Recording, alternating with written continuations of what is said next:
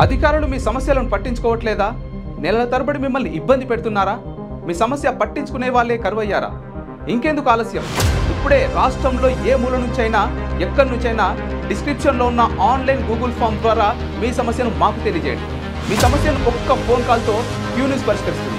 మరిన్ని వివరాలకు 8490199929 నంబర్ను సంప్రదించండి. పబ్లిక్ వాయిస్, ఇది సామాన్యుడి ప్రశ్నాస్త్రం. సంవత్సరాలు గడుస్తున్నా కూడా డబుల్ బెడ్రూమ్లకు మాత్రం ఇంకా మోక్షం కలని చెప్తున్నారు. ఎందుకంటే గత ప్రభుత్వంలో మాత్రము అన్ని ఏర్పాటు చేయడం జరిగింది. తీరా చూస్తే ప్రభుత్వం మారిన తర్వాత వీళ్ళందరూ కూడా అరకొర లబ్ధిదారులకు కేటాయించడం జరిగింది. అయినా కూడా ఇల్లు కేటాయించినా కూడా మాకు ఇంకా సౌకర్యాలు లేదని కూడా ఈరోజు సూర్యాపేట జిల్లా కేంద్రంలో పెద్ద ఎత్తున కూడా మహిళలు కావచ్చు, లేకపోతే ఎవరైనా లబ్ధిదారులు వాళ్ళంతా కూడా నిరసన వ్యక్తం చేస్తున్నారు. అసలు ఈ నిరసన వ్యక్తం కారణం ఏందో లబ్ధిదారులతో చెప్పమ్మా, ఎందుకు మీరు ఇంత బాధపడుతున్న కారణం ఏంది? మాకు డబల్ బెడ్రూమ్లు టీఆర్ఎస్ ప్రభుత్వం ఉన్నప్పుడు మాకు డబల్ బెడ్రూమ్లు కేటాయించారు. మాకు ఇంటురా సంవత్సరంన్నర అవుతుంది మాకు డబల్ బెడ్రూమ్లు ఇవ్వబట్టి, కానీ ఇంతవరకు మాత్రం మాకు ఇళ్ళకి పోలేదు. మాకు రూమ్ నెంబర్స్ అలౌట్ చేసి కూడా 1 సంవత్సరం అవుతుంది. కానీ ఆ రూమ్లలోకి వెళ్ళాలని చెప్పిన పనులు కాలేదు. ఫస్ట్ కరెంటు లేదు, వాటర్ సప్లై లేదు, రోడ్లు లేవు, లేవు మాకు. మేము అక్కడ పోయి ఉండాలని చెప్పినా కూడా మాకు ఏం పట్టించుకోనట్లుంది. మేము 2 సంవత్సరాల నుంచి ధర్నా చేస్తున్నాం. మేము ఇక్కడ ఏది పట్టించుకోవట్లేదు. ఇంకా ఈ కాంగ్రెస్ ప్రభుత్వం వచ్చింది కాబట్టి ఇంకా కొంచెం పట్టించుకోవట్లేదు, ఫండ్ రాలేదు అని చెప్పి చెప్తుర్రు.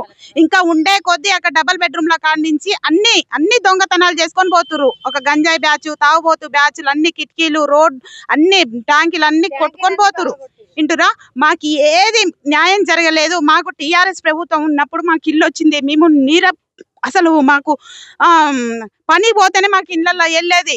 మేము ఇంటురా ఇక్కడ చాలా మంది భర్తలు లేని వాళ్ళు ఉన్నారు. మేము కష్టం చేసుకొని బతికేటోళ్ళు ఉన్నాం. ఇల్లు కిరాయిలు కూడా కట్టుకోలేక పరిస్థితిలో ఉన్నాం. మేము టీఆర్ఎస్ ప్రభుత్వం ఉన్నప్పుడు మాకు డబల్ బెడ్రూమ్ వచ్చింది. మేము చాలా సంతోషించినాం. మాకు ఇళ్ళలో పోతాం, మేము ఉంటామని. కానీ అసలు ఈ కాంగ్రెస్ ప్రభుత్వం వచ్చిన కాడి నుంచి మాత్రం అసలు ఆశ కూడా లేదు. మేము తిరిగి చెప్పులు కూడా అరిగిపోతున్నాయి. మేము రెక్కాడితేనే డొక్క ఆడేది అని చెప్తారు కదా, అట్లనే అయిపోయింది. మేము పొద్దున 9ంటికి వచ్చి ఇక్కడ కూర్చున్నాం.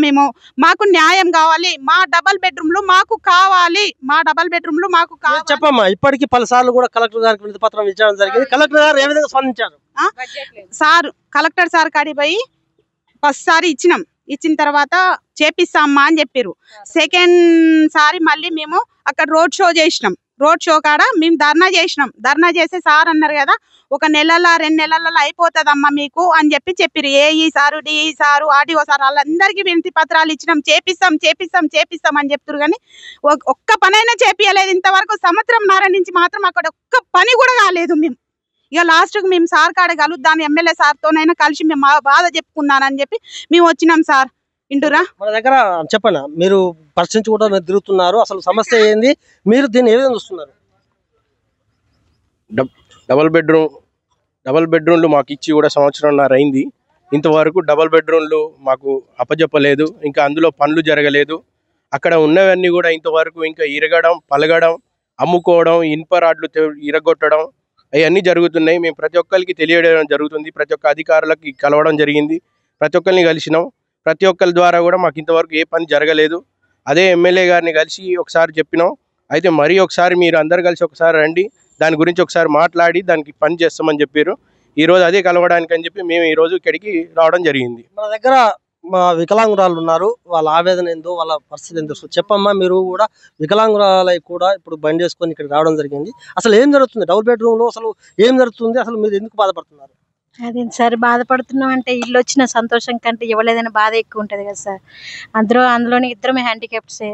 ఇప్పుడు సొంతంగా ఒక ఇల్లు అంటూ వచ్చిందంటే సంతోషపడతామన్న లోపే మాకు ఇవ్వకుండా ఇబ్బంది పెడుతున్నారు. మాకు ఆ వాటర్ సప్లై, ఆ కరెంట్ సప్లై ఇచ్చిస్తే మా తిప్పలు మేము వెళ్తాం కదా సార్. ప్రస్తుతం మీరు ఎక్కడ ఉంటున్నారు? కిరాయి ఇంట్లోనే ఉంటున్నాం సార్, బర్లపెంటలో. కిరాయి ఉంటున్నాను సార్. మా పేదవాళ్ళ మీదనే ఈ ప్రభుత్వం ఇంత నిర్లక్ష్యంగా చేస్తుందంటే, మా పేదవాళ్ళకి ఇంత ఇట్లా చేయాలని ఈ ప్రభుత్వం అనుకుంటుందా అనేది మా ఒక ప్రశ్నగా మిగులుతుంది. ఎందుకంటే ఇప్పుడు మేము కిరాయి ఇంట్లో ఉంటే కూడా కనీసం ఎవరైనా చుట్టాలు వస్తే ఆ చుట్టాలను కూడా రానియకుండా చేస్తున్నారు. మేము పడే బాధలు కూడా వాళ్ళు పడితేనే కానీ తెలిసి రావట్లేదు సార్. మేము ఎన్ని రకాలుగా ఎన్ని విధాలుగా బాధపడుకుంటాం. చెప్పినా కూడా కనీసం ప్రభుత్వం ఉన్న ప్రభుత్వానికి అర్థం కాలేదు. ఇప్పుడు వెళ్ళిపోయిన ప్రభుత్వానికి అయినా మేము తెలియజేయాలని అనుకుంటున్నాం. ఎందుకంటే జగదీష్ సార్ మమ్మల్ని 2 సార్లు టైం ఇచ్చారు. ఒకసారి కలిశారు, ఇదొకసారి మళ్ళీ మాట్లాడి మేము వెళ్ళాలి, మా గృహాల్లో మేము ఉండాలి అని అనుకుంటున్నాం. ఉన్న ఇళ్ళని కూడా కిటికీలు అవి ఏంటిది డోర్లు అన్ని తలుపులు గడపారతోటి పలగొట్టి మొత్తం వ్యభిచారి బ్యాచ్లు, గంజాయి బ్యాచ్లు, తాగుబోతు బ్యాచ్లు అవన్నీ మొత్తం ఆగం చేస్తున్నారు. మాకు ఇచ్చిన సుఖం కూడా ఉండలేకుండా అవుతుంది సార్. మాకు సెక్యూరిటీ లేదు. ఇప్పుడు మేము పోతాం సార్, లేడీస్లో జెంట్స్ పనికి పోయి మగళ్ళు పనికి పోయి ఆడలు మేము ఆడ ఉంటాం. వచ్చే బ్యాచ్ మొత్తం తాగుబోతు బ్యాచ్లు. మేము ఆడ ఏ రకంగా సెక్యూరిటీ ఉండగలుగుతాం? మేము పిల్లల్ని తీసుకొని మేము ఆడవాళ్ళమే ఏ రకంగా సెక్యూరిటీ ఉండలేస్తాం? ఇదొకటే ఆవేదన సార్. మాకు డబుల్ బెడ్రూమ్ డ్రా తీసి 3 సంవత్సరాలు సార్. ఇప్పుడు నెంబర్ అలాట్మెంట్ చేసి 1.5 సంవత్సరం అవుతుంది. మాకు ఈ 1.5 సంవత్సరంలో మేము ఇచ్చిన పట్టాలకు పూజలు చేసుకోవడం తప్పితే మాకు ఏ బాధ, ఒక్క సంతోషం తప్పితే అన్ని బాధలే మిగులుతున్నాయి మాకు.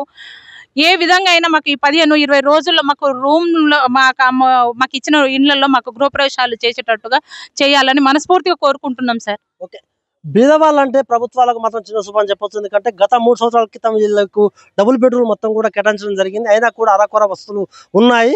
అలాట్మెంట్ చేసి కూడా 1 సంవత్సరం దాటినా కూడా మాకు ఇంతవరకు కూడా మా ఇంటికి మరమ్మతు చేయలేదు. ఎందుకంటే మేము అక్కడ పోవాలన్నా కూడా మాకు భయప్రాంతకు గురవుతుంది. ఎందుకంటే అక్కడ మొత్తం గంజాయి బ్యాచ్ ఉంటుంది. అసలు ఆడవాళ్ళు ఏ విధంగా ఉంటారని అర్థం కావట్లేదు. దాంతోపాటు కరెంట్ సౌకర్యం కావచ్చు, నల్ల సౌకర్యం కావచ్చు, లేకపోతే డ్రైనేజ్ సౌకర్యం కూడా లేదు. మొత్తం మీద ఎక్కడ చూసినా కూడా ఇల్లు మాత్రం పగిలి అద్దాలు పలగొట్టడం జరిగింది. దొంగతనాలు జరుగుతున్నాయి. ఖచ్చితంగా మాత్రం ప్రభుత్వం స్పందించి, కలెక్టర్ గారు ఇప్పటికైనా స్పందించి ఖచ్చితంగా మా అందరికి కూడా సౌకర్యాలు కల్పించాలని కోరుతున్నారు. అంతేకాదు ఈరోజు సూర్యాపేట జిల్లా కేంద్రంలో ఉన్నటువంటి స్థానిక ఎమ్మెల్యే దేవిరెడ్డి గారి దగ్గరికి రావడం జరిగింది. వీళ్ళంతా కూడా ఉంది. ఎందుకంటే మనం విజువల్స్ చూస్తున్నాము. ఆడవాళ్ళు పిల్లలు వేసుకోవడం రావడం జరిగింది. వికలాంగులు కూడా చెప్తున్నారు. వాళ్ళు చూస్తుంటే మనకు బాగా వాళ్ళు కన్నీరు మున్నీరు అవుతున్నారు. ఎందుకంటే గత 3 సంవత్సరాల నుంచి మాకు రూములు కేటాయించిన, డబుల్ బెడ్రూమ్ కేటాయించినా కూడా మేము ఇప్పటి వరకు కూడా కిరాయిలో పెట్టుకుని ఉంటున్నాము. రెక్కాడితే కానీ డొక్కాడి పరిస్థితులు ఉన్నటువంటి మా పేదలంటే ఖచ్చితంగా ప్రభుత్వాన్ని చిన్న చూపు ఉంటుంది. రేవంత్ రెడ్డి చేస్తాడని మేము అందరం కూడా నమ్మి ఓట్లేసాం తప్ప మమ్మల్ని తీరా చూస్తే మమ్మల్ని మాత్రము. క్యూ న్యూస్లో పనిచేయటకు వీడియో ఎడిటింగ్ మరియు SEOలో అనుభవం గల జూనియర్ ఎడిటర్స్ కావాలను సంప్రదించవలసిన నెంబర్ 8688926084.